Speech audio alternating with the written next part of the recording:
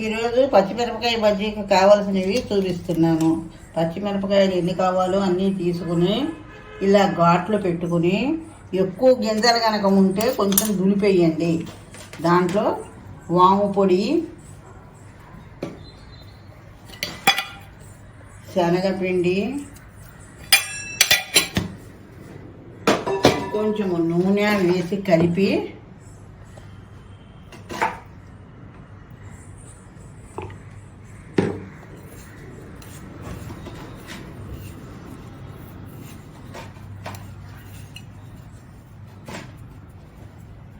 ఇలా తయారు చేసుకున్న దాన్ని దీంట్లో పెట్టుకోవాలి. స్టవ్ వెలిగించి మూకుడు కాలేసి నూనె సరిపడ పోసుకోండి. వేగటానికి సరిపడా.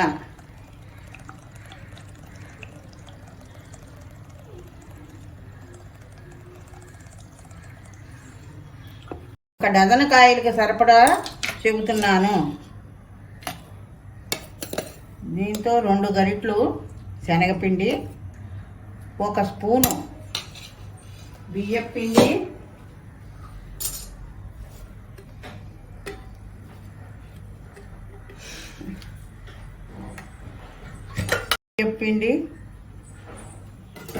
సాల్ట్ కొద్దిగాను,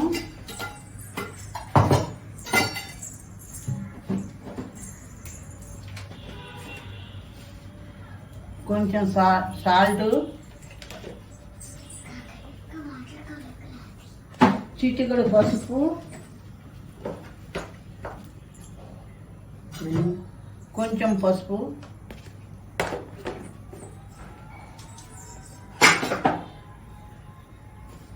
వంట సోడా చిటికెడు,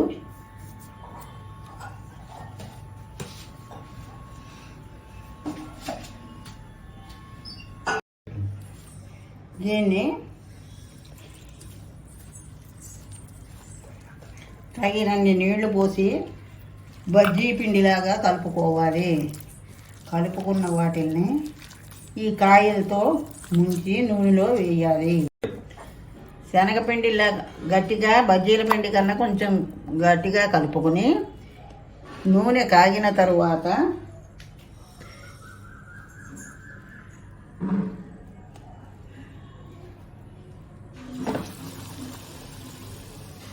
ఈ విధంగా నూనెలో వేసుకోవాలి.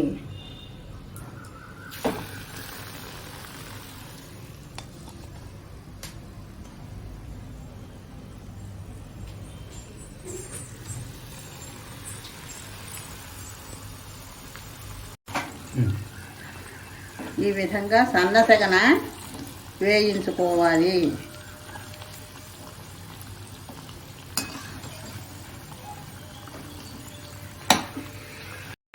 ఈ విధంగా వేయించాక మధ్యలో కోసుకుని ఉల్లిపాయలు స్టఫ్ చేసుకుని నిమ్మకాయల్ని పిండుకుంటే తినడానికి చాలా బాగుంటుంది.